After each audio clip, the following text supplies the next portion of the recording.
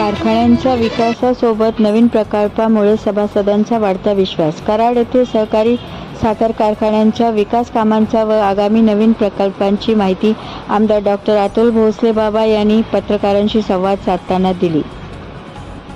प्रत्यक्ष काम, पारदर्शक कारभार आणि विकासामुळे सभासदांचा विश्वास वाढत असल्याचे त्यांनी सांगितले. विटा, खानापूर, कडेगाव, वाळवा, कराडसह विविध तालुक्यांतून सभासदांचा उत्स्फूर्त प्रतिसाद मिळत असून नवीन प्रकल्पामुळे कारखान्यांच्या प्रगती आणखीन गती मिळणार असल्याचे त्यांनी नमूद केले.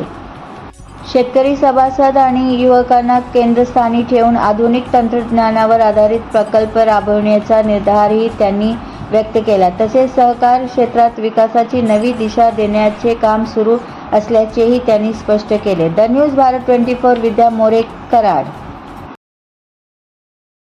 पत्रकार परिषद आयोजित केलेली आहे. आपल्याला सगळ्यांनाच माहिती आहे की यशवंतराव मोहिते कृष्णा सहकारी साखर कारखाना सभासदांच्या बाबतीत महाराष्ट्रामधला सहकारातला सगळ्यात मोठा कारखाना आहे. खूप मोठी परंपरा यशवंतराव मोहिते कृष्णा सहकारी साखर कारखान्याला आहे.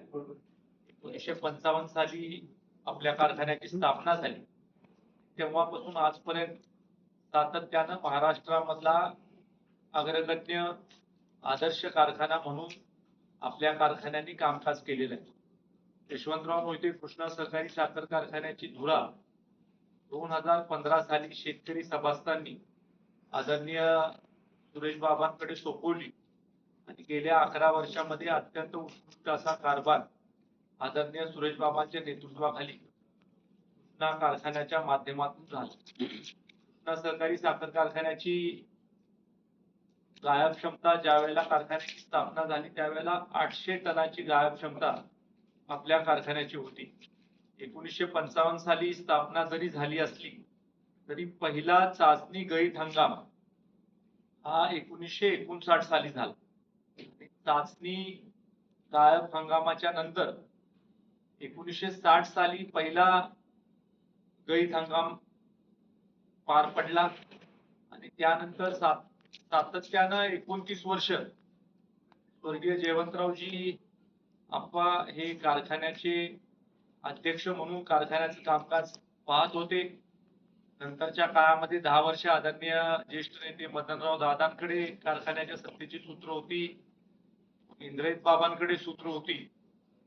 त्यानंतर आता 2015 पासून आदरणीय सुरेश बाबांच्या नेतृत्वाखाली संस्था प्रगती पथावर चाललेली आहे. कृष्णा कारखान्याची गाळप क्षमता 800 टनापासून 1250 टनापर्यंत, 1750 टनापर्यंत, त्यानंतर 2650 टन, 3500 टन, 5000 टन, 7200 टन.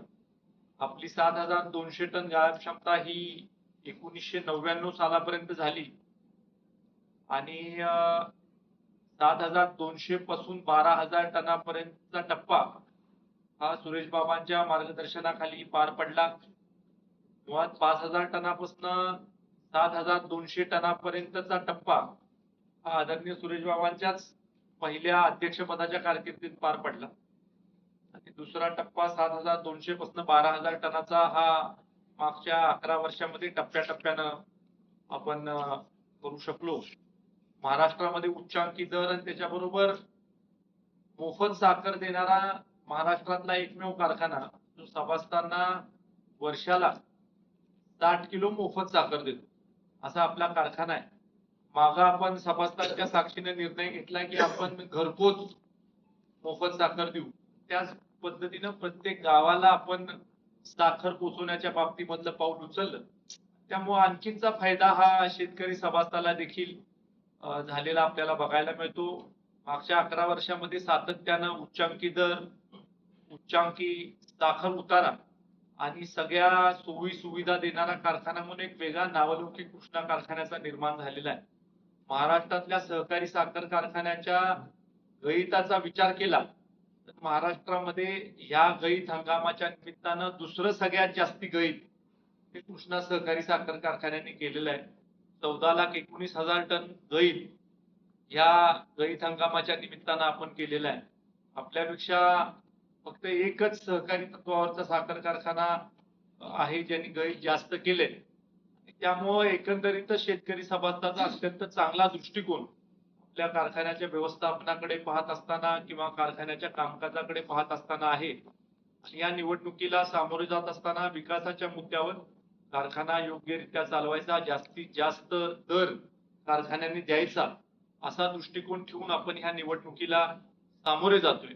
आणि त्या निमित्तानं आपण आज ही बैठक आयोजित केली आहे. थोडासा विचार विनिमय हा आपल्यामध्ये देखील होईल. एखाद्याच्या मनामध्ये शंका कुशंका असल्या तर त्याच्याविषयी चर्चा देखील होईल. आपल्याला कराड तालुका आणि वाळवे तालुक्यामध्ये बहुतांश सभासद आपल्या कारखान्याचे आहेत. त्याबरोबर कडेगाव तालुका असेल, खानापूर तालुका असेल, या देखील 2 तालुक्यांमध्ये सभासद आहेत. आणि त्यामुळं 5 तालुक्यांचं कार्यक्षेत्र आपल्या कारखान्याला आहे.